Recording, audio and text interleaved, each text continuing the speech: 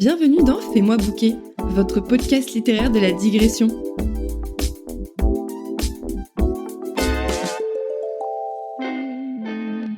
Bonjour à tous et bienvenue dans cet épisode de Fais-moi bouquer, votre podcast littéraire de la digression. Aujourd'hui, je suis accompagnée de Gwen. Bonjour Gwen. Bonjour. Pour cet épisode, nous avons fait notre devoir et nous avons lu le premier tome d'une série de romances historiques composée de 8 livres. Une histoire d'amour tumultueuse et pleine de rebondissements dans la régence de l'Angleterre des années 1810. Sur fond de passion, de scandale et de bienséance, pour vous, nous avons lu la chronique des Bridgerton, tome 1, Daphné et le Duc, et c'est parti! La chronique des Bridgerton, tome 1, Daphné et le Duc, titre original The Duke and I, écrit par Julia Quinn, paru en 2000 en version originale.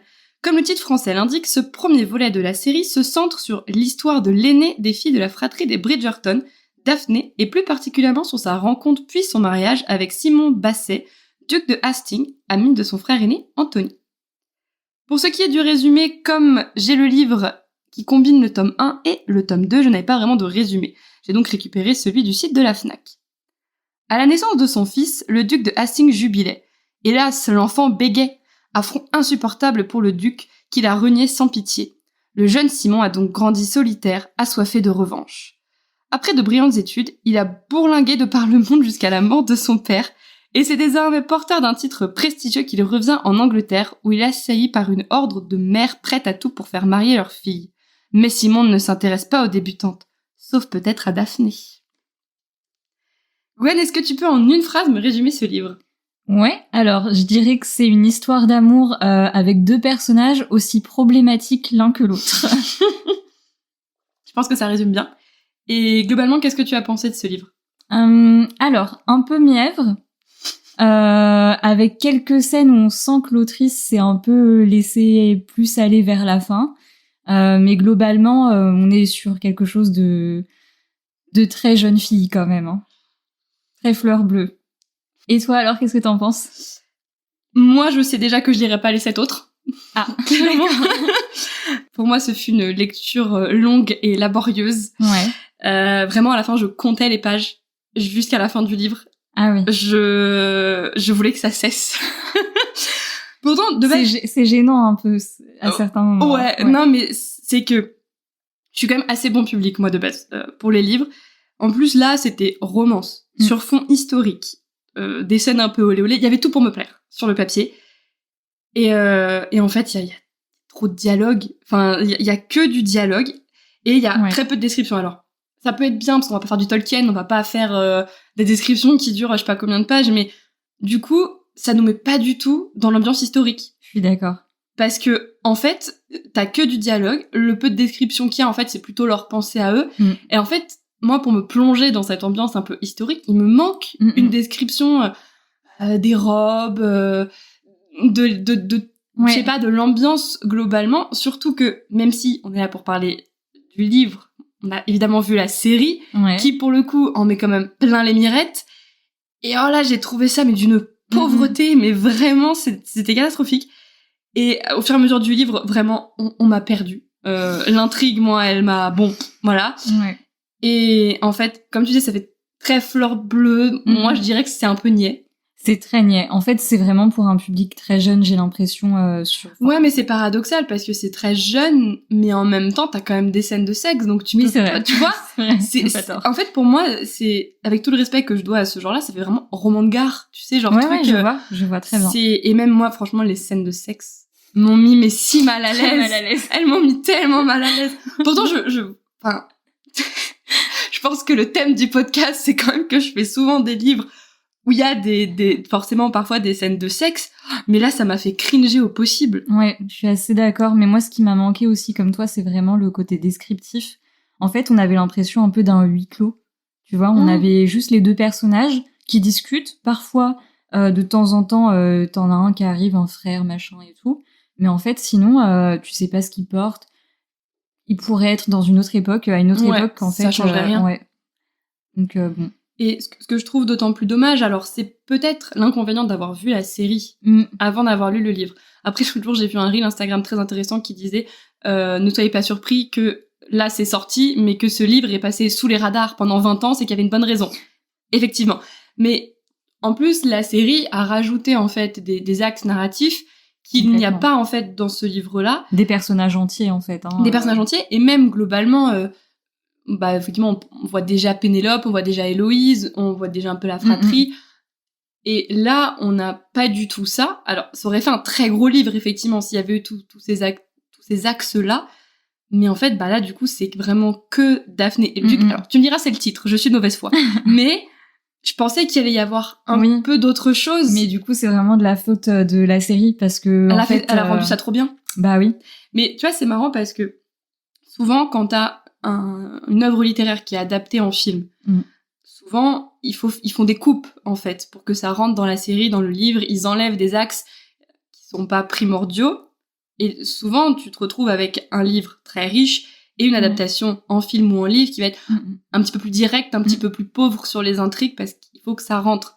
Là, c'est l'inverse. Oui, c'est l'inverse, ouais. En fait, moi, si on me pitchait vraiment la série et le livre, sans me dire lequel est le livre et lequel est la série, en fait, j'inverserais. Ah, mais complètement. Tu vois, j'aurais eu l'impression que le truc hyper riche, avec plein de différents personnages, d'histoires un peu qui se mélangent, moi j'aurais dit, ça c'est le livre. Tu vois, avec, par exemple, un chapitre avec des points de vue différents, par protagoniste et tout, et le truc hyper pauvre, où t'as vraiment juste Daphné et le Duc, j'aurais dit, ils ont raccourci pour la série, tu vois. Mais là, moi, ce qui me choque encore plus, c'est qu'en fait, l'intrigue de base est presque inexistante dans le livre. Il n'y a pas d'intrigue. Mais je veux dire, en fait, le fait, dans la série, tu vois, on cherche quand même qui est cette fameuse chroniqueuse. Oui, c'est vrai. Est-ce qu'il le cherche beaucoup dans la... Oui, en fait, c'est que il cherche, mais c'est pas Daphné qui cherche. Ouais, mais en fait... Ouais, donc t'as raison, tu vois, c'est vrai. Ouais. C'est qu'en fait, c'est plutôt Héloïse, en fait, qui se charge de ça. Pareil, le personnage de la reine n'existe pas du tout dans ce livre. Enfin... Je suis la première déçue de ma déception parce que je mettais beaucoup d'espoir sur ce livre. Et tu vois, donc, t'es comme moi, tu as le livre où il y a le 1 et le 2.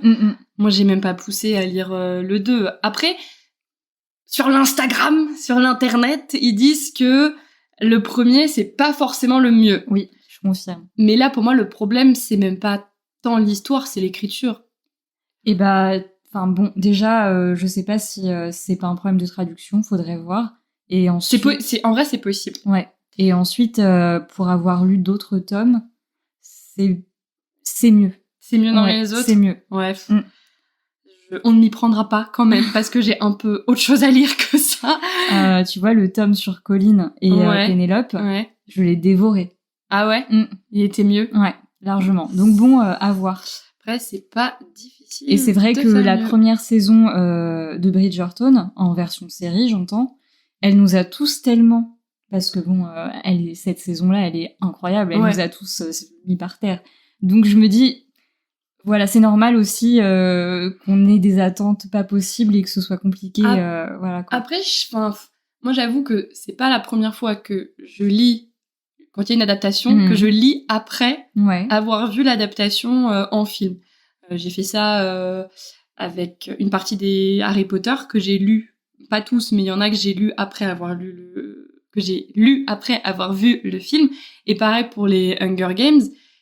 Et j'ai pas ressenti ça, tu vois, j'ai pas ressenti cette déception. Pour moi, le livre est toujours meilleur que l'adaptation. Oui, c'est vrai. Et là, vraiment, j'ai lu, je me suis dit, mais bravo Netflix. Mais oui. Pour le coup, je me suis vraiment dit, ils ont pris un truc qui était vraiment pas ouf pour en faire vraiment une série, on aime ou on n'aime pas, tu vois, mais qui est quand même assez qualitative. Mais à la limite, ils auraient dû faire leur truc sans le bouquin. Ouais, mais bon, après, il y a des petits problèmes de droits d'auteur. Je pense qu'ils avaient pas trop le choix.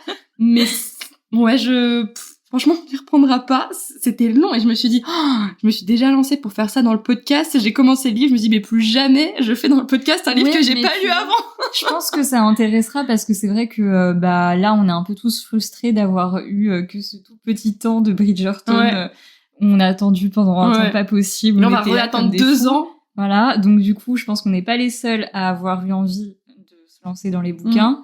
On doit pas être les seuls à être déçus et peut-être qu'il y en a d'autres qui ont envie de lire et qui se demandent ce que ça vaut. Donc ne lisez pas. Mais non.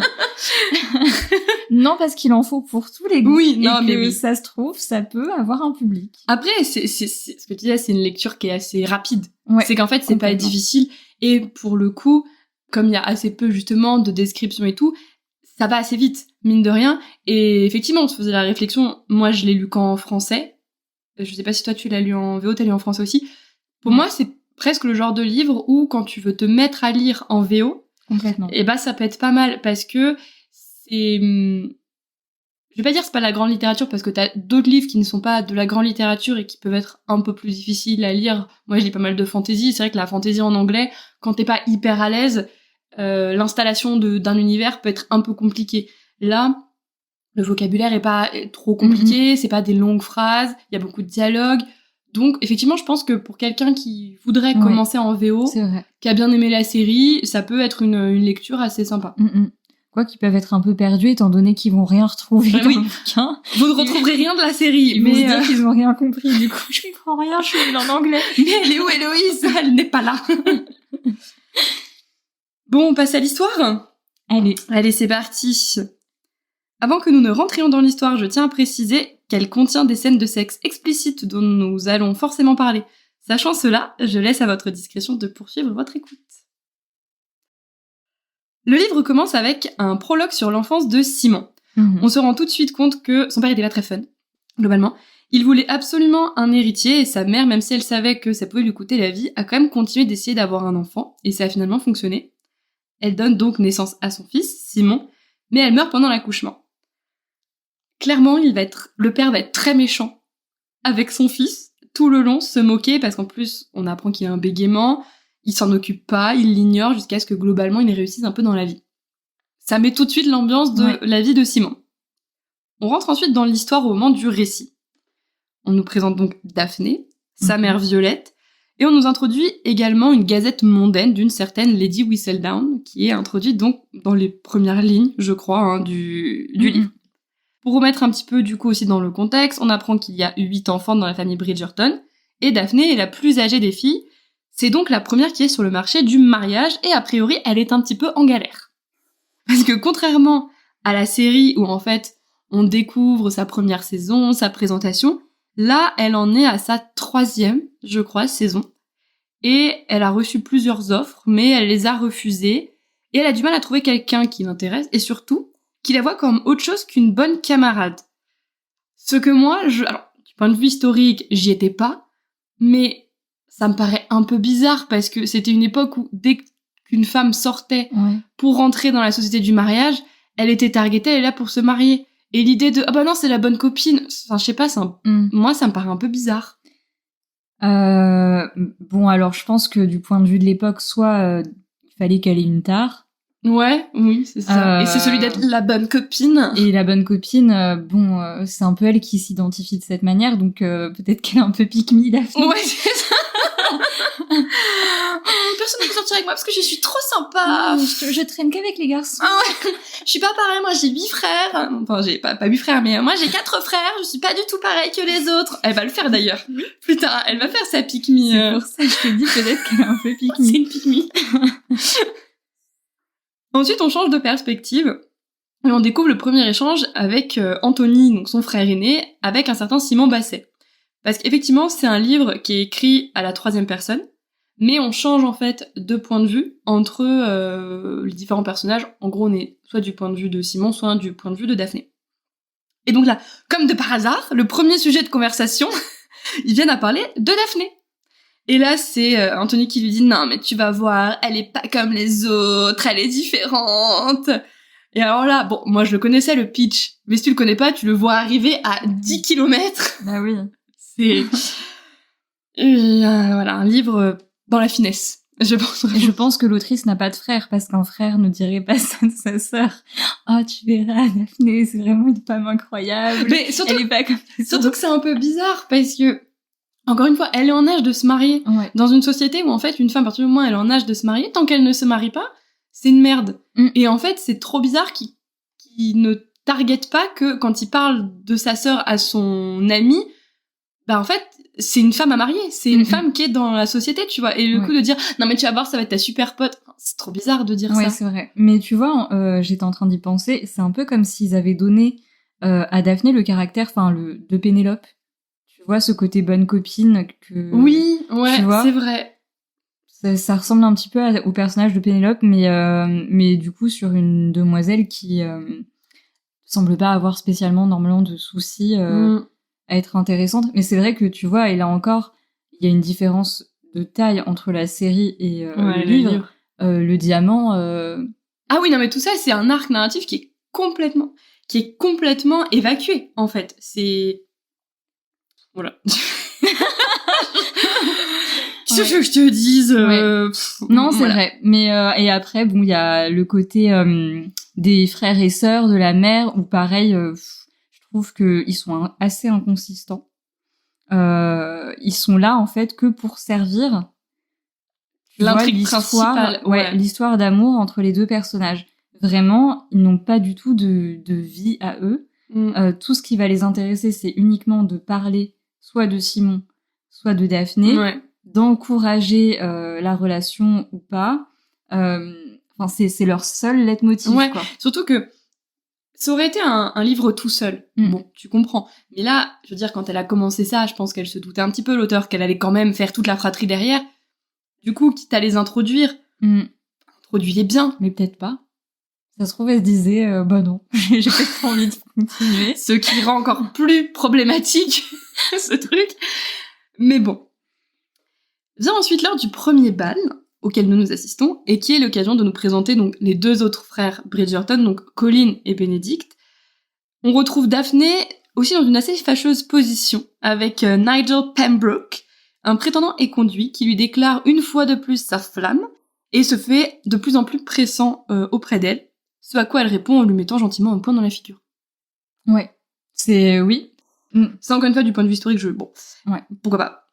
Évidemment, Simon était là tout le long à la mater comme un creep dans un coin pendant qu'elle était en train de s'embrouiller. Non, mais là, qu'on se le dise, hein. Là, les problèmes commencent, les personnages sont vraiment ultra problèmes aussi. Enfin, c'est pas possible de se comporter comme ça, je veux dire. Mais c'est... Donc Simon était là tout le long, à deux doigts d'intervenir, mais se rend compte qu'elle se débrouille très bien. Mais alors déjà, historiquement, à quel moment il aurait réagi comme ça? Il serait intervenu tout de suite? Au contraire, il aurait... je sais pas ce qu'il aurait fait, c'est hyper bizarre comme réaction. Mais en fait, je sais pas, parce qu'en fait, quand il raconte ce passage-là, en gros, ce qu'il dit, c'est que, en fait, Simon, il est quand même déjà charmé au premier regard par Daphné. Ouais. Et en fait, il observe la scène, comme tu l'as dit, un peu en mode creep. Enfin, vraiment, là, on est dans You, tu vois. Enfin, le mec qui la regarde. Non, mais c'est vrai. Donc bon. Alors spoiler, ça ne se finit pas de la même façon en tout cas. Enfin après on sait pas hein, mais leur premier échange contient déjà un bon gros flirt entre les deux et c'est là d'autant plus et même venant d'elle et le côté de ouais c'est la bonne copine. Non mais meuf, si elle est comme ça avec tous les autres ou alors il était vraiment très très con et il voyait déjà pas qu'elle voulait chiner. Enfin c'est trop bizarre si elle commence à flirter avec tous les gars qui l'intéressaient un petit peu comme elle flirte avec Simon, elle se serait mariée minute 1 en fait. Enfin, mais oui, mais bon, pick me, quoi. Voilà, pick me, non mais oui, on est d'accord, Daphné la pick me, c'est pas du canaille, hein, c'est pick me Daphné, hein, vraiment, le titre. On va renommer ce livre. Et là, effectivement, encore une fois, dans la pick me, elle fait genre, non mais moi j'ai des frères, votre charme n'a pas d'effet sur moi. Oui, c'est ça, oui. La suite nous apprendra que c'est faux, vraiment. Mais puis, c'est dit, hein, que son corps réagit déjà... Enfin, bon. J'étais déjà très mal à l'aise. Quand j'ai vu, en fait, c'est la façon dont c'est écrit. Ouais. Déjà, elle est en émoi. Sur 99% des autres livres que je lis, moi, je fais genre... Et là, je lis, je fais... Ouais, parce qu'en fait, ça vient trop vite. C'est vrai que dans ce genre de bouquin, ce qu'on aime bien, c'est du coup d'avoir slow burn un peu, tu vois.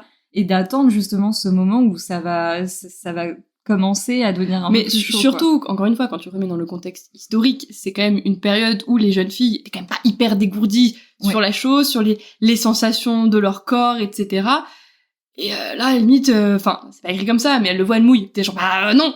Bah oui, c'est ça. Mais du coup, je suis là, encore une fois, je trouve que c'est en décalage, en fait. Ouais. Ben, tu vois, il aurait fallu peut-être qu'elle s'interroge sur ça me fait une sensation bizarre, je comprends pas. Est-ce que c'est le coup de l'énervement? Est-ce que, tu vois, ça aurait été intéressant? Mais non, c'est... il est sexy, le garçon.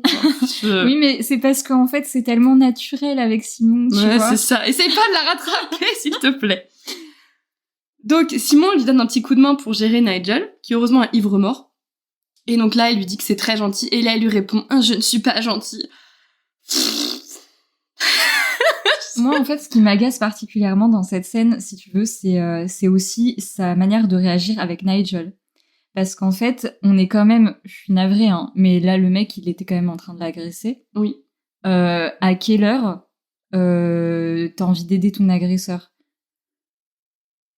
Non, mais oui. Non, mais il y a rien qui va. En fait, je trouve que là, à ce moment-là, tu vois, ça pose une autre problématique qui est de... Non, c'est pas ok. Non, donc là, tu vois, là, il y a un autre disclaimer, c'est vraiment genre... Après, on est sur la glamourisation un peu, genre... Ouais, c'est vrai. Après, je pense que... Encore une fois, je pense que la recherche psychologique par rapport à l'époque dans laquelle elle a inscrit son roman est nulle, mais c'est peut-être plus un aspect de bienséance, dans le sens, elle l'a mis dans cet état-là, elle peut pas le laisser comme ça, tu vois, enfin, je le verrais plus comme ça. Oui, je vois ce que tu veux dire, mais en fait, tu vois, il y a ce double truc où, en fait, elle est avec 2 hommes toute seule. Ouais. Il y en a un qui vient de tenter quelque chose, l'autre se rapproche d'elle quand même très dangereusement. Enfin, Ouais, mais elle sait pas justement ce qu'ils veulent, parce qu'elle y connaît rien. Oui, c'est vrai, t'as raison. En fait, tu vois, les seuls hommes qu'elle a fréquentés, c'était soit ceux qu'elle fréquentait au bal ou dans les choses comme ça, sa fratrie.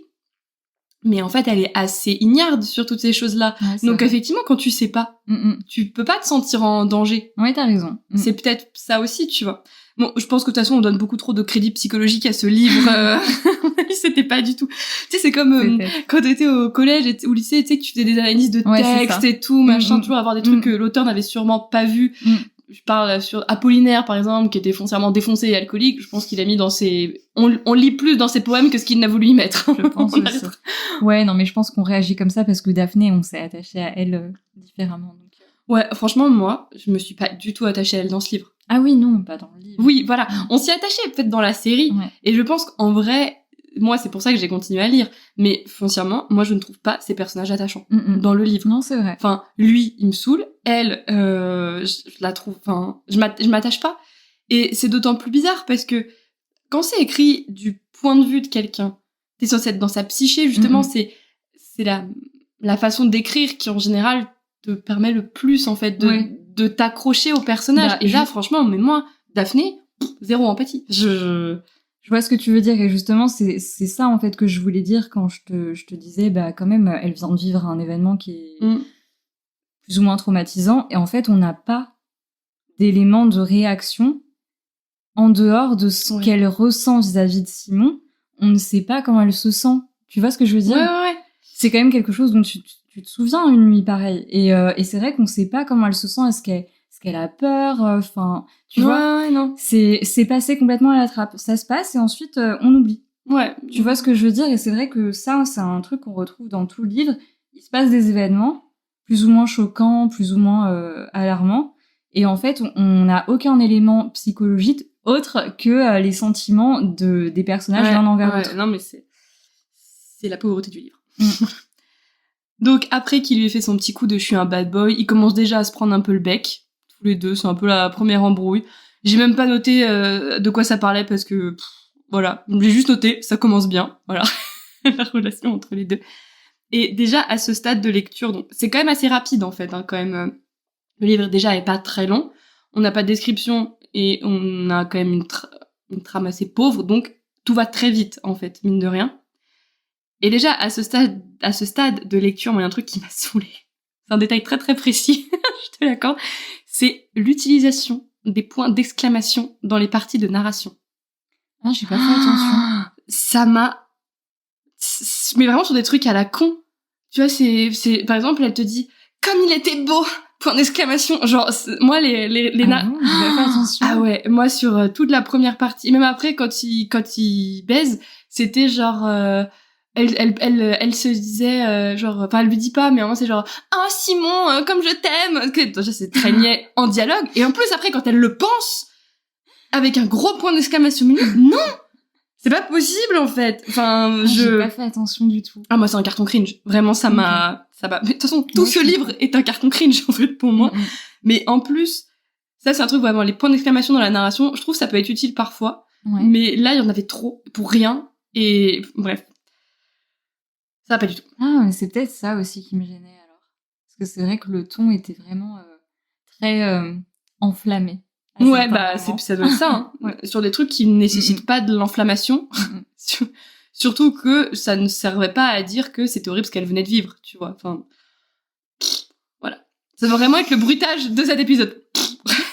C'est un grand moment de radio.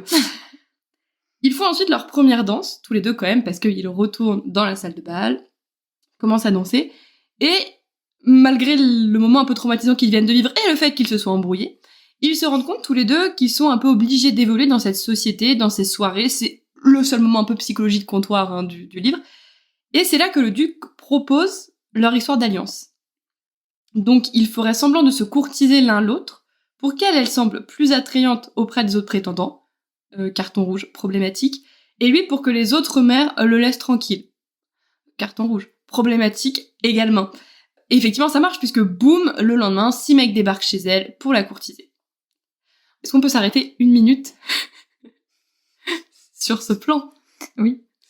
Non mais oui. Mais alors le plan, déjà d'une, faut pas non plus qu'on soit trop hypocrite parce qu'on le connaît. Hein, et ça ne nous choquait pas tant que ça dans la série. Alors, rendre jaloux quelqu'un avec quelqu'un d'autre n'est pas une solution viable sur le long terme, mais ça peut être une solution à l'occasion. On était très contents du plot quand il s'agissait de regarder nos petits épisodes. On était très contentes. Hein.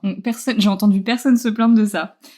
Bon, après, c'est vrai que la manière dont c'est raconté dans le livre, je sais pas pourquoi, mais moi aussi j'ai trouvé ça ultra problématique. C'est parce que ce livre est nul. Et le personnage de Simon... Voilà, merci, c'est tout pour Fais-moi bouquer. Le personnage de Simon le note, il le dit, qu'en fait, c'est hyper problématique de faire ça parce que les hommes qu'elle trouvera, c'est des hommes qui ont été intéressés par elle, parce qu'en fait... elle est prise. Voilà. Donc, non.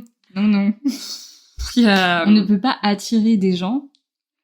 Vas-y, dis-le encore bien dans le micro. On ne peut pas attirer des gens en faisant semblant d'être intéressante via des plans de ce genre. Enfin, c'est pas possible, quoi. Enfin, et puis même pour elle, c'est pas sain de se dire que si elle se marie avec la personne, à la base, il s'en fichait complètement. Et puis là, il est intéressé d'un coup parce que tous les autres hommes sont à fond sur elle. Ça va pas. En fait, elle, ça la dérange pas de commencer une relation sur des mensonges. Non. Voilà. Tout ce qu'elle veut, c'est se trouver un mari. Donc j'ai envie de te dire, partant de ce principe-là, elle est pas très exigeante. Non, elle veut quand même quelqu'un qui soit gentil, qu'elle aime. Oui, c'est le b.a.-ba, somme toute, d'une relation.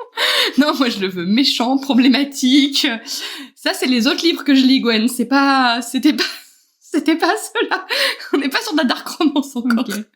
Mais on y reviendra dans un autre épisode. En sachant que lui se pointe également ce jour-là avec des fleurs, je crois, et en fait il est jaloux. Encore un carton problématique dans cette histoire. Il a le seum que leur plan que lui a proposé fonctionne et que du coup, comme c'était prévu dans le plan, d'autres hommes s'intéressent à elle. Il la connaît pas, hein, faut quand même remettre les choses dans le contexte. Ah oui, alors tout le plot de ce livre jusqu'à l'épilogue, je crois que c'est alors à la fin, il y a un peu de temps qui se passe. Je crois qu'il y a 2 mois, mais globalement entre le moment où ils se rencontrent et le moment où en fait ils s'embrouillent et il y a un peu séparation de corps, il y a 1 mois et demi, je crois, qui se passe. Ouais, à peine. Je crois que c'est 1 mois. Hein. Parce qu'ils se marient au bout de 2 semaines, quelque chose comme ça. Ouais, je crois que c'est quelque chose comme ça. Et au bout de 2 semaines, enfin, ils se disent quand même que genre vraiment ils se connaissent pas. Ne faites pas ça. Évidemment, le frère de Daphné n'est pas content que Simon soit là parce qu'il part du principe qu'il vient courtiser sa sœur. Petite dose de masculinité toxique. Encore dans ce livre, hein, on rajoute une petite couche, on rajoute un petit carton cringe, hein, parce que il y en avait pas assez a priori. On est un petit peu sur de l'ego fragile. quand même, dans tout ce livre. Ouais, vraiment. Très, très c'est vraiment de l'ego très fragile, hein, masculinité fragile, tout ça, vraiment. Si quelqu'un a fait une thèse sur la masculinité toxique dans Bridgerton, n'hésitez pas à nous l'envoyer, on la lira pas, mais on sera ravis de la voir.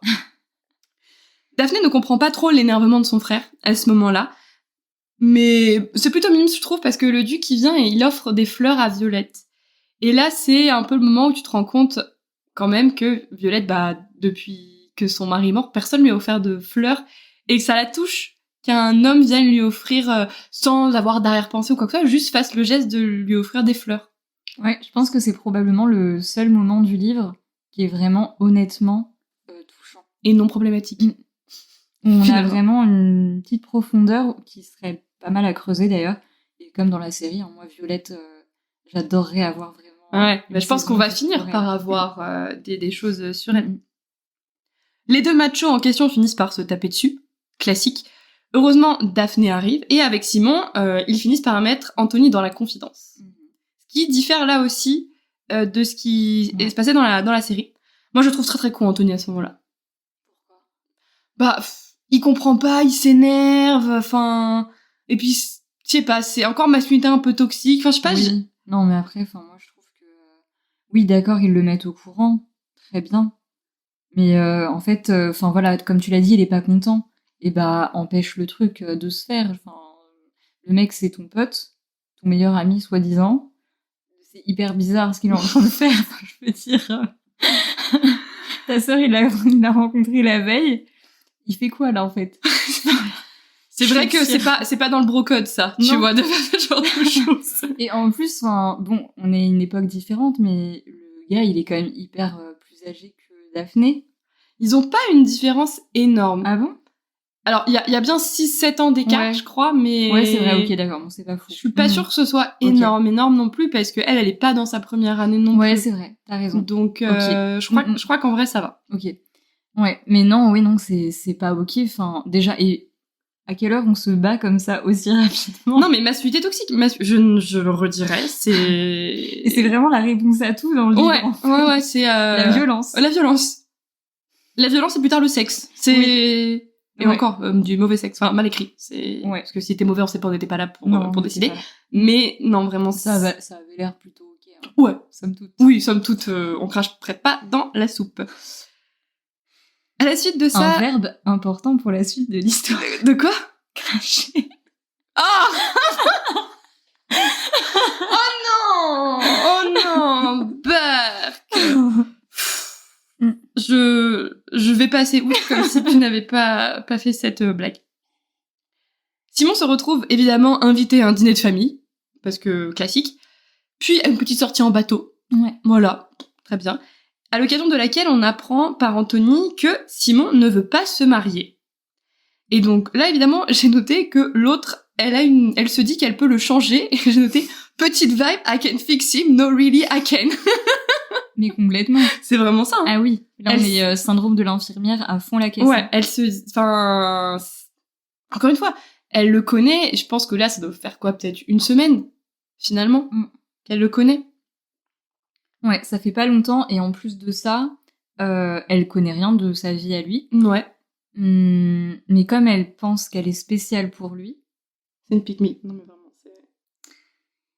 Voilà, elle n'est pas comme...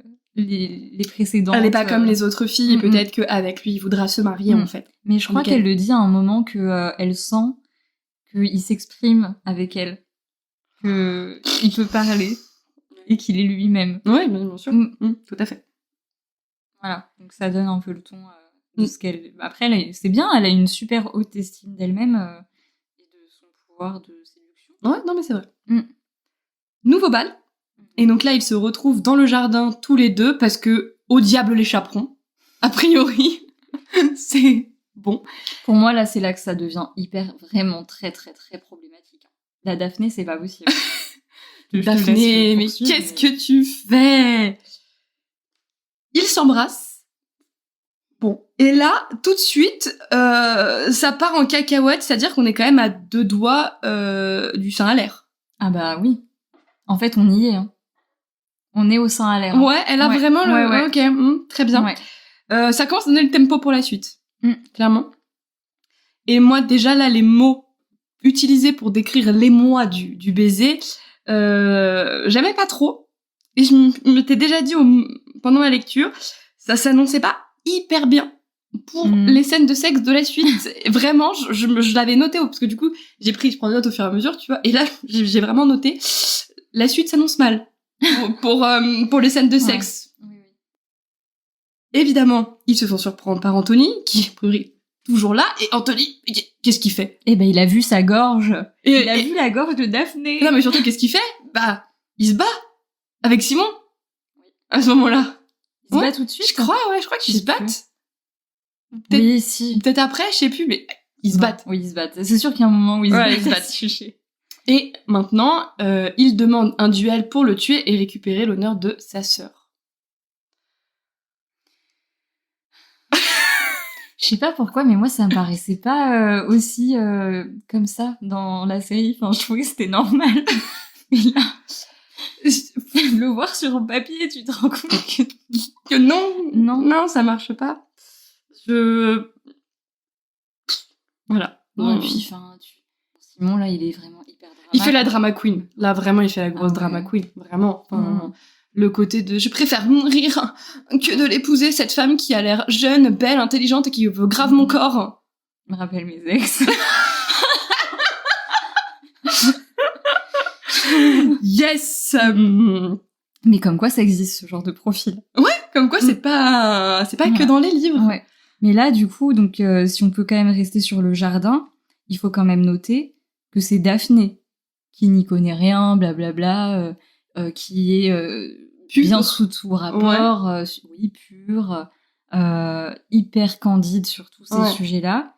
C'est elle qui l'amène dans le jardin. Mais oui, parce que c'est important ça. Ah ouais, c'est elle qui l'emmène. Il lui dit non, Daphné, on va pas là, y a personne, machin. Et elle continue son chemin. Elle est là, oh bah arrête-moi, oh bah j'y vais quand même, machin. Ah bouh, un tété à l'air. Mais oui, c'est comme ça que ça se passe. Et du coup, en fait, c'est quand même un peu de sa faute. Parce qu'elle sait ce qui se passe quand il n'y a pas de chaperon. Elle sait qu'on est compromise. Oui, dans le sens où elle se met volontairement dans une situation qui, au vu des standards de la société à ce moment-là, peut la compromettre. Compromettre complètement. Parce qu'en fait, à partir du moment où on te voit seule... Parce que même, qu'il se passe rien.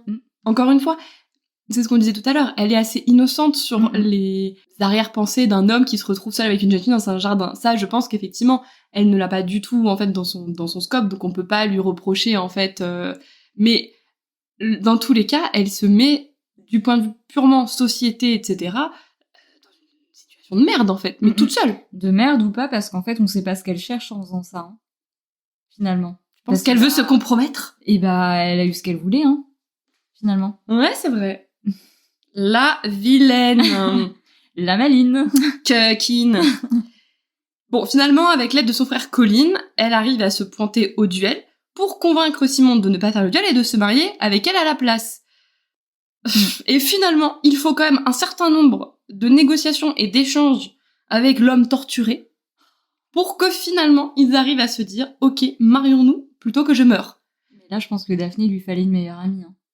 Pour lui dire, mais non, mais enfin, un mec comme ça, tu dois négocier pour qu'il soit avec toi, c'est next, quoi, c'est pas possible. Tu parles d'une amie un peu violente qui dit juste non. Là, il ne veut pas de toi, en fait. C'est hyper clair. On dirait les DM que je pourrais t'envoyer. Mais oui. En fait, non, me dis pas que je suis Daphné, parce que c'est terrible. Non, je suis... Alors, tu viens quand même de dire que dans tes textes, t'as des profils comme Simon. Non, mais en fait, ce que je veux dire, c'est que je pense qu'elle avait besoin de quelqu'un pour lui dire que c'est pas ok de devoir négocier comme ça avec quelqu'un pour qu'il ait envie d'être avec toi. Oui, non, mais c'est sûr. C'est pas normal. Mais oui, c'est vrai que parfois, il faut me le dire. J'endosse ce rôle avec beaucoup d'entrain. Donc, il finit par accepter, quand même. Et au fond d'elle, elle est un peu contente, même si lui, il a quand même un peu l'impression de se faire piéger. Il se rend compte que c'est un peu le dindon de la farce, là, quand même, dans cette histoire. Bon, on repasse pas une couche de c'est problématique, carton cringe, tout ça. Le mariage arrive rapidement. je passe dessus parce que, encore une fois, de toute façon, il n'y a pas de description dans le livre. Vraiment trop de ce qui se passe, de tout ça. Enfin, bon, voilà. Et on arrive au soir de la nuit de noces, et donc ils partent directement pour un des domaines de Simon. Ils s'arrêtent finalement à l'auberge, et évidemment, ils voulaient réserver 2 chambres, il n'y en a qu'une. C'est le meilleur trope de toutes les histoires de romance, c'est Only One Bed, on le connaît celui-là. Et là, c'est petit moment un petit peu gênant, parce que, soi-disant, lui, il comprend pas pourquoi elle est stressée, et il n'avait pas percuté que ce soir, c'était la nuit de noces, et du coup, il devrait consommer l'union. Ouais. Non, mais en plus, il est con. Mais il est con. Dire, Non, mais... Après, comme beaucoup d'hommes. Comme beaucoup de... C'est la jante masculine qui passe sur ce podcast, vraiment. Bonjour à tous, je vous aime. Mais restez loin d'elle, s'il vous plaît. Non, venez tous, ça je suis me pose... disponible. Ça, oui, mais non, je suis pas disponible, ça me pose trop de problèmes après moi. Et, enfin, en vrai, dans cette société-là, tu sais qu'en plus, le soir du mariage, le soir de la nuit de noces, pour les jeunes filles, justement, c'est le moment où tu consommes l'union, c'est le moment où il va un peu la déniaiser, en fait, clairement, parce que c'est une époque où il y a un gros tabou sur le sexe, sur la nuit de noces, sur ne serait-ce que la reproduction, on l'apprendra plus tard, hein. On en revient au crachet qui va qui va revenir plus tard. Et donc là, à ce moment, il percute quand même. Donc, il se tourne un petit peu autour. Moment que j'ai pas trop aimé, franchement. Ouais, c'est vrai. C'est... Ouais, c'est plat, en fait. Ouais. C'est plat, ça, y a pas d'émotion, y a rien. Et bon, finalement, il commence à faire la chose. Et là, je cringe. Et là, c'est le moment où je... Vraiment, je le fais rarement, mais j'avais envie de ne pas finir le livre. J'avais envie de faire Non, moi, ce qui m'a dérangé, c'est le manque de... J'ai l'impression que l'autrice n'a pas eu de première fois... Enfin, je sais pas, c'est pas comme ça que ça se passe, quoi. Alors, c'est souvent comme ça dans les bouquins, en fait, quand... moi, j'ai lu un seul livre où, effectivement, c'est sa première fois, et où, effectivement, ça se passe comme une première fois un peu normale. Là, t'as l'impression qu'elle a fait ça toute sa vie. Oui. Alors, on juge pas, mais... T'as pas d'orgasme la première fois. À quelle heure? Encore une fois, s'il y en a qui s'arrivaient, n'hésitez pas à nous envoyer un DM sur Instagram. mais ça devient le courrier du cœur, cet épisode. Mais c'est vrai que c'est quand même assez peu probable que ça se passe comme ça. Et du coup, moi, je suis déconnectée à ce moment-là. Pour moi, je relate pas au truc. Je trouve que c'est plat. Et il y a beaucoup trop d'utilisation du mot féminité. Ah oui. Pour désigner ses parties à elle. Et là, c'est non. L'orée de sa féminité, je n'en pouvais plus. Il y a un moment, elle dit dans ses plis aussi, ou un truc comme ça. Plis humides, ou je sais pas, un truc comme ça. Mais là, j'ai vu ça, je me suis dit, mais en fait, Julia nous a menti, Julia n'est pas une femme, et Julia n'a jamais vu une femme. Enfin, tu peux pas utiliser... Alors... Mais c'est pour ça, je t'ai dit, elle a pas eu de première fois. Après, disclaimer, peut-être que c'est la traduction qui n'est pas bonne. Parce que le livre est sorti en 2000. D'accord. Je ne sais pas quand ça a été traduit en français, et je ne sais pas si depuis la traduction originale, il y a eu d'autres traductions, mais c'est vrai que aujourd'hui, on a beaucoup plus de livres, notamment tout ce qui est un peu New Romance et tout, avec des scènes de sexe qui sont traduites. Et peut-être que la traduction est un peu ancienne, et peut-être que du coup, les mots qui sont utilisés font un peu vieux jeu, parce que c'est moins des langages qu'on avait l'habitude de traduire. Encore une fois, je ne sais pas quand ça a été traduit, et je ne sais pas si ça a été retraduit depuis, mais on regarde de ce que moi je lis aujourd'hui, même quand c'est traduit en français, les scènes traduites en français me cringe beaucoup moins que celle-ci. Donc soit il y a un problème de traduction, soit c'est un problème dans la VO, mais ça, j'avoue que j'ai pas vérifié la VO pour voir ce que ça donnait. Je pense vraiment que le souci, c'est que, tu vois... Le souci, c'est le livre. Je trouve que quand, dans les scènes comme ça, ils essayent trop de rendre le truc hyper romantique, ils veulent absolument, en fait, que les personnages fassent l'amour. En fait, bah, du coup, ça va pas. Parce que, en fait, dans la réalité, quand t'as vraiment un moment chaud comme ça se passe pas de cette manière, et puis surtout pas pour une première fois. Bah, le moment peut être défini comme doux, etc., mais oui. Ça sert à rien de vouloir adoucir le moment en mettant des mots niais c'est ça pour parler de la chose. Non, mais c'est dans la façon dont tu le décris, Oui. dans le process que Voilà. là, tu peux avoir de la douceur, etc. Juste te dire, je vais utiliser féminité, c'est pli secret, et tout de suite, ça va être mystérieux. Enfin... Pli secret. C'est mignon, cela dit. Pli secret, je ne manquerai pas de le mettre si un jour j'écris des scènes... Mais non. Je te le laisse si un jour tu écris des scènes de sexe, ces petits plis secrets, voilà. Plus tu le dis, plus c'est horrible. Et là, elle nous sort quand même. Et quand on dit que faut pas utiliser des expressions pour adoucir le moment, elle dit c'est un homme, une femme et la promesse de la passion. Elle dit ça? Ah là là. Ah oui. On dirait un peu une musique de Patricia Cass. C'est la promesse de la passion, ouais. Ouais. Voilà, et là je peux pas. Voilà. Et après, c'est vrai en soi, après ils font plus que ça. Donc. Ouais, c'est vrai. Après elle jouit dès la première fois. Parce qu'effectivement c'est comme ça que ça se passe dans la Trop fort Simon. Ouais, trop fort Simon. Surtout qu'il fait pas grand Mais non chose. Mais du coup tu sais que moi ce passage je l'ai relu. Parce que je me suis dit mais c'est où qu'il la tripote? Parce qu'en fait... Non, ouais. C'est... Je me suis dit non. En fait, Daphné, elle a simulé, là. Ouais. Faut arrêter, en fait. She's faking it, dude. Après, encore une fois, c'est un bouquin qui est sorti en 2000. Et je sais pas quels étaient les canons, si tu veux, de la description, tu vois, des scènes de sexe dans ces moments-là. C'est sûr que maintenant, tous les livres que tu lis, c'est plus inclusif, c'est plus vraisemblable par rapport à la sexualité que cette merde, en fait. Clairement. Tu es un peu dur. Comme Simon. J'allais le dire. Il est tout le temps dur, d'ailleurs. Tout le temps. Ouais, attends, mais il est vigoureux, ce jeune homme. Qu'est-ce que tu veux qu'on peut pas lui reprocher ça? Déjà, il est con, il est violent. Masculinité fragile. Au moins, il a pas de problème érectile. Il pouvait pas avoir tous les vices du monde, hein, clairement. Ensuite, ils arrivent dans sa maison et pendant une semaine, ils baisent. Elle en... Ah, c'est vrai, excuse-moi. C'est pas moi qui a fait l'intrigue, hein. Elle en apprend quand même un petit peu plus sur lui, sur son enfance malheureuse. Et elle lui dit « je t'aime » au bout de 2 semaines. Et je crois qu'en plus, ça doit faire un mois et demi qu'ils se connaissent. Et en plus, je crois que c'est un moment un peu cringe, parce que je crois que c'est quand ils sont au lit juste avant ou après avoir fait la chose qu'elle lui dit, genre « oh Simon, je t'aime tant », une connerie comme ça. Enfin, c'est...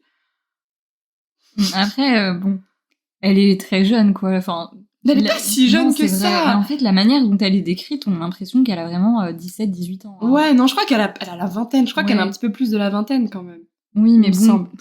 Bon, après, encore une fois, c'est que quand t'as vécu très protégé, très machin, t'as pas... C'est ça, c'est plus que la jeunesse, c'est, je pense, son éducation, l'éducation sous cette époque-là, en fait, qui est très... C'est son premier amour aussi. Ouais, c'est ça. Bon, voilà, et quoi. On sait tous qu'il ne dure pas.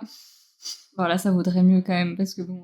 Oui, elle a moins le choix. Oui, c'est vrai que nous, c'est moins problématique aujourd'hui. Oui. Ensuite, assez rapidement, c'est quelques jours quand même après, après la semaine de baise, voilà, on revient un peu, et là, je crois qu'elle commence à aligner quand même 1 + 1, et à comprendre comment on fait les bébés.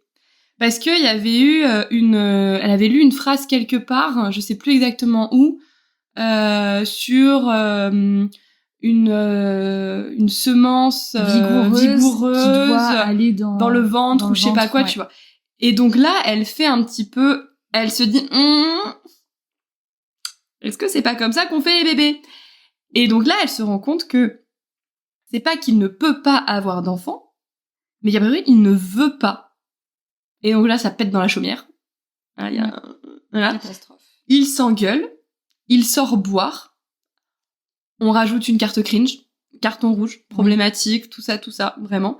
Il rentre bourré. Et là, on arrive à effectivement une petite scène, petit trigger warning, agression sexuelle, qui est une scène qui est quand même très controversée dans la série et qui avait été très controversée au moment de la sortie du livre aussi.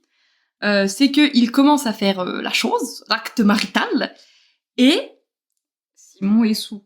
Simon est vraiment très très sous à ce moment-là, alors que c'est pas le cas dans la série. Donc dans la série, ils ont le bon goût d'enlever au moins l'aspect il est ivre mort. Je veux dire, à l'image, ça aurait été terrible. Bah ouais, mais franchement, Bah, bon, ça va, Netflix, ils ont adapté des choses pires que ça, hein, mais excuse-moi, mais Non, mais t'as raison. Mais là, c'est vrai que elle a dû le coucher, c'est à ce point. ouais. Mais je crois qu'à un moment, il l'appelle un peu pour qu'elle reste avec lui, je crois. Non, mais si Oui. j'excuse pas, mais Oui, je sais bien. voilà. Et donc là, il commence à faire la chose, et là, elle fait en sorte qu'il ne puisse pas se retirer. Et du coup, bah, qu'il finisse en elle, hein, je vous apprends pas comment on fait les bébés. Elle se dit, là, j'ai un peu one shot. Et niveau consentement, nous sommes d'accord que ça ne passe pas. Pas du tout. Surtout c'est- qu'il y a même un moment où elle vérifie qu'il est endormi. Non, Oui. quand ils le font, il dort pas quand même. Au début, quand elle commence À le à le chauffer, toucher et tout, ouais. qu'elle défait sa chemise, machin, elle vérifie qu'il est encore endormi. Oh. C'est écrit. Ah non, mais ça, c'est non. Quand quelqu'un dort, c'est non. Daphné, ça va pas du tout. Non, Daphné, ça va pas du tout ce que tu fais. Évidemment, voilà, niveau consentement, c'est pas terrible. Par contre, ce que j'ai noté après, c'est peut-être le seul moment un peu intelligent du livre où, disons que tu rentres un petit peu dans la finesse de ce qu'ils ressentent tous les deux. Ils se sentent pas très bien tous les deux, elle par rapport à ce qu'elle a fait, et lui par rapport aussi, parce qu'il se dit, j'avais l'impression d'en avoir envie. Enfin, en gros, il avait envie de coucher avec elle, quand même, ça, il y a pas trop de doute sur ça. Mais il s'interroge aussi un peu sur est-ce qu'il avait vraiment envie de se retirer ou pas. Enfin, tu vois, c'est un peu... Moi, je pense qu'il essaie de se rassurer. Je pense aussi, et puis en Clairement, plus, hein, de toute façon, il se souvient pas. C'est très flou, ouais. Bah, c'est... donc voilà. ouais. Et oui, et en plus, si on regarde un peu le personnage de l'époque et que là, on rentre encore sous des couches qui, à mon avis, n'existent pas, mais on est sur un personnage hyper masculin, avec une armure un peu d'homme viril. Masque toxique. Donc le viol par une femme, enfin, surtout sa femme à lui. Oui, même je pense s'il y que avait... dans sa tête, ça n'existe pas. Même si le principe, je pense, n'existe pas à l'époque. Mais oui, je pense, pour moi, quand je l'ai lu, je me suis vraiment dit, là, il se rassure. Ouais. Il se rassure tout seul en se disant, est-ce que je n'avais pas un peu envie et tout, machin. Moment pas cool. Vraiment, qui ne refaites pas ça à la maison. Non. Donc ensuite, il s'en va. Parce qu'encore une fois, c'est la bonne solution de fuir ses problèmes. Bah, après, il est en état de choc, peut-être. Oui. Hein, Ouais. Et elle retourne à Londres. Et donc là, il se passe 2 mois sans qu'elle ait ses règles, donc elle pense qu'elle est enceinte. Elle attend quand même. Toc toc. Toc toc, Daphné. Elle est toc toc. Ça va pas bien dans la gourdasse. Elle finit au bout des 2 mois par lui écrire. Et c'est son frère Anthony qui va apporter la lettre à Simon. Car effectivement, ça commence à jaser, en fait, du point de vue de sa famille et même, en fait, dans la société, sur le fait qu'elle soit seule à Londres si peu de temps après leur mariage. Et notamment, son frère est pas content, hein, parce qu'il voit bien que, même si elle lui explique pas, hein, je crois clairement, mais il comprend qu'il s'est passé quelque chose de suffisamment grave pour qu'il fasse ménage à part, quoi. Et donc, il part à la recherche de Simon, lui donne la lettre. Il lit la lettre dans laquelle elle lui annonce qu'elle est enceinte. Il rentre bride abattue, mais il y a quand même un petit delta entre eux. Je crois qu'il était pas très loin de Londres, quand même. Non, il était à 1 jour et demi. Voilà, il est allé quand même à l'endroit où... Mais bon, le temps que Anthony y aille, qu'il se prépare, qu'il parte et qu'il arrive, je pense qu'il doit bien se passer au moins 3-4 jours, peut-être, quand même. Donc il rentre bride abattue pour découvrir qu'elle est partie faire une petite balade à cheval. Plein galop, pleine balle, il la rattrape. Elle tombe. Pas très bonne cavalière, Daphné. C'est pas grave. Qui suis-je pour juger? Pardon. Et là, il est hyper inquiet pour elle et pour le bébé. Quand même. Mais là, retournement de situation. Elle lui annonce qu'en fait, elle n'est pas enceinte. Donc ça va. Donc, l'honneur est sauf. Voilà. Et alors là, miracle, il a quand même un déclic. Quel homme. Leur discussion, c'est à base de tu ne peux pas laisser ton père mort toute ta vie, être en colère contre lui, si ça influence toi-même tes choix de vie, enfin bref. Elle a pas tort. Elle a pas tort. C'est le seul moment où elle est un peu sensée dans cette histoire. Et bon, finalement, il se dit qu'il l'aime et qu'il va avoir un enfant, mais juste pas tout de suite. Ouais. J'avoue que j'ai très mal résumé la fin de ce livre. Non, parce que ça m'a saoulée. Non, c'est comme mais ça. Mais globalement, c'est ça qui se passe. Après, il y a juste un moment qui est, moi, qui m'a fait un peu rire. Enfin, rire. C'est C'est drôle, mais C'est vrai. le moment où Daphné lui fait remarquer qu'en fait, quand ils font l'amour, du coup, bah, il pense à son père. Ça, j'ai trouvé que c'était une punchline incroyable. C'est vrai. Bah oui. Oui, parce qu'en fait, il se dit je veux pas d'enfant pour faire chier papa, et bim, il se retourne. Je l'ai mimé, c'est horrible.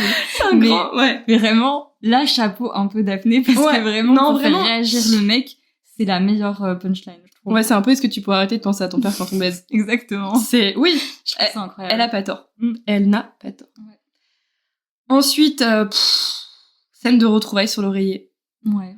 Pas loin la pire. Mais après, tu vois, encore une fois, en fait, ça se passe sur un tellement court terme que c'est normal qu'il soit tout fou comme ça et qu'il règle tout par le sexe. Mais en fait, ça va pas tenir. Hein. Ça ferait 3 ans et demi qu'ils seraient ensemble, ils feraient pas pareil, tu vois. Mais non, ils se disputent tout le temps. C'est une catastrophe. Le sexe ne règle pas tout, je vous le dis. Ça peut aider, mais ce n'est pas une solution viable. Je pense que vraiment, cette dernière scène-là, pour moi, c'est la plus malaisante. La scène de sexe de la fin, globalement, ça m'a mis très mal à l'aise tout le long du livre. Et je pense que la palme d'or, elle revient à celle-là. Moi, il y a des petites paroles mignonnes quand même de Simon à la fin. Il est un peu mimi. Ouais, mais je pense qu'à ce stade-là, j'en avais ras le cul. Et j'avais plus envie de lire ce livre et je voulais que ça se termine. Et parce que tu sais, ces fameuses déclarations des hommes de la série. Ouais. Qui sont vachement mis en avant sur les réseaux et tout, où ils disent I burn for you. Voilà, ce genre de choses. Ce qu'il ne dit pas d'ailleurs. Non. Mais à la fin, on retrouve un peu cet élan hyper romantique où t'as effectivement le mec qui se met complètement à nu. Donc là, on retrouve un peu ce truc, mais bon, ouais, c'est pas non plus. Ouais, c'est pas foufou. Hein. Non, et puis ce moment où ils arrêtent pas de se dire je t'aime, là, moi ça m'a. Arrêtez, arrêtez tout de suite. Ah ouais, non, c'est vraiment ça, hein, souvent, je t'aime plus, je t'aime, moi ça m'a... Ah non, mais vraiment, je pense que ce livre, en fait, m'a mis très mal à l'aise, globalement, tout le long. Enfin, c'est pas possible. Et en fait, déjà, les scènes de sexe m'ont mis très mal à l'aise, mais même tout le reste m'a mis très mal à l'aise. L'intrigue est pauvre, les échanges sont pauvres, les descriptions sont pauvres, et le peu de matière que j'ai, ça m'a mis très mal à l'aise. Je trouve qu'il y a vraiment une bonne idée d'histoire. Ouais. En vrai, l'époque est sympa. Le côté chronique avec Whistledown, c'est super. Je pense qu'il y a vraiment une bonne base, mais en fait, c'est presque bâclé dans le sens où t'as que effectivement les dialogues. On a l'impression qu'il y a toute une partie du livre qui a été retirée, tu vois ce que je veux dire, et qu'on nous a laissé presque que la partie théâtre, tu vois. Et en fait, le truc, c'est que on rentre pas dans l'univers qu'elle a voulu construire. Non, c'est... Heureusement qu'il y a la série. Ouais. En fait, quand tu lis le livre.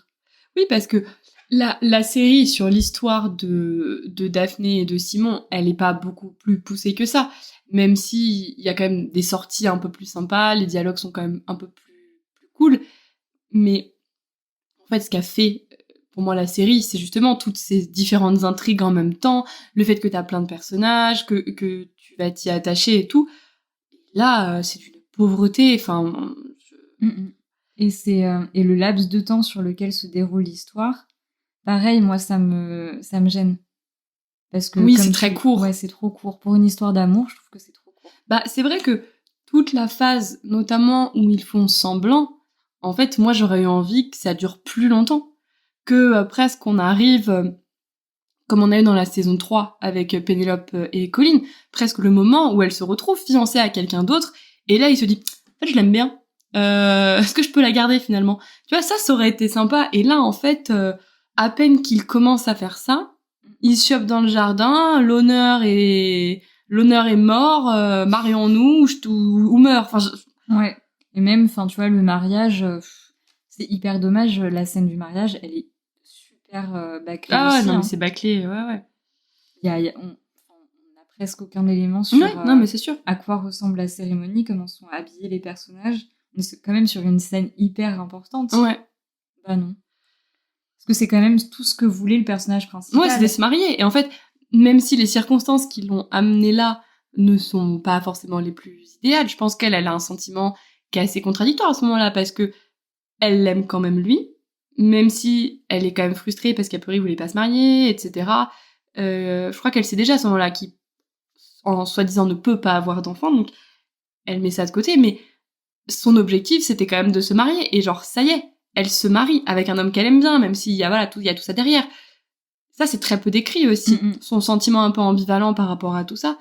Et ouais, moi je te rejoins sur les tenues et tout. Moi quand je lis un livre historique comme ça, moi j'ai envie qu'on me fasse vibrer avec des taffetas, avec des broderies, avec des machins, même la bouffe au mariage. Moi j'aime bien, c'est pas obligé de durer 4 pages, mais qu'on me décrive les buffets froids de milliardistes, de machin. Enfin, je sais pas, j'ai la besoin. musique. Ouais, j'ai besoin qu'on me mette dans l'ambiance. Les lustres, il y a tellement de choses à décrire. C'est ça, il y a tellement de trucs que tu peux faire, et en fait, ils jouent pas du tout là-dessus, et franchement, moi, c'est... Et pourtant, il y avait de la place, parce que, en fait, l'accent qui est mis sur les accès de violence des personnages ou ce genre de choses, ça, on en a. Hein. Enfin, il y a même un moment où Simon lui-même s'écarte de Daphné parce qu'il se dit qu'il pourrait lui faire du mal. Enfin, Daphné, à un moment, là, elle-même frappée. Les garçons arrêtent pas de se taper dessus. Enfin, il y a quand même pas mal de passages. Enfin, je veux dire, il y a des choix qui ont été faits. Peut-être que ça aurait été mieux de mettre l'accent sur d'autres choses. Et pas que sur les trucs problématiques. Ouais. Donc tout ça se termine, enfin, j'ai envie de dire, sur un épilogue niais à mourir. Donc ils ont eu 3 enfants, le 4e c'est un garçon. Voilà, moi à ce stade-là, j'ai jeté l'éponge de toute façon. Il s'appelle David, la machin. Ouais, parce qu'elle aura aussi donné des noms par ordre alphabétique, je crois. Enfin bref, ça s'achève sur un petit paragraphe quand même, où on parle de Lady Whistledown qui commence une nouvelle gazette. C'est le seul moment qui m'a intéressé dans le livre. Et ça y est, on a enfin fini ce livre de malheur. Ouais, mais je pense du coup que pour la série, ils se sont vraiment basés sur la dernière page, quoi, finalement. Ouais. Mais vraiment, je n'en pouvais plus. Je n'en pouvais plus. C'est très rare que... Parce que je lis des livres, des fois, qui me transcendent pas, tu vois, j'arrive pas à rentrer dans l'histoire, je m'attache pas aux personnages, ça m'arrive. Mais là, vraiment, de cringer à ce point-là sur un livre, et au point vraiment, je dis, je comptais les pages jusqu'à la fin, ça m'est quand même pas très souvent arrivé. Hein. Ouais. Moi aussi, il y avait des moments quand même où j'étais pas hyper emballée. Ouais, c'est... Ouais. Mais après, comme c'est vrai que j'ai aimé d'autres tomes, en fait, tu vois, ça me poussait... Ça équilibre, peut-être, ouais. Bah, franchement, Bah, écoute, on va conclure ce podcast avec les 2 questions que je pose à la fin. Est-ce que tu recommanderais ce livre et est-ce que tu le relirais ? Alors, comme on se l'est dit au début, je le recommanderais en anglais. Ouais. Voilà, parce que je pense que, honnêtement, c'est quand même un livre, faut se le dire, ça se lit. C'est pas de la grande littérature, mais ça se lit, et puis ça passe le temps, c'est mimi. Voilà, bon. Mais c'est tout, quoi. Faut pas s'attendre à la lecture dont vous allez vous rappeler toute votre vie. Ça, c'est clair. Et après, surtout, si vous voulez lire les autres tomes qui sont un peu mieux, c'est bien aussi de passer par celui-là. Faut commencer, ouais. C'était quoi l'autre question ? Est-ce que tu le relirais ? Ah non, faut pas pousser. Faut pas pousser, déjà que je l'ai relu pour le podcast, parce que je voulais quand même m'en souvenir parfaitement.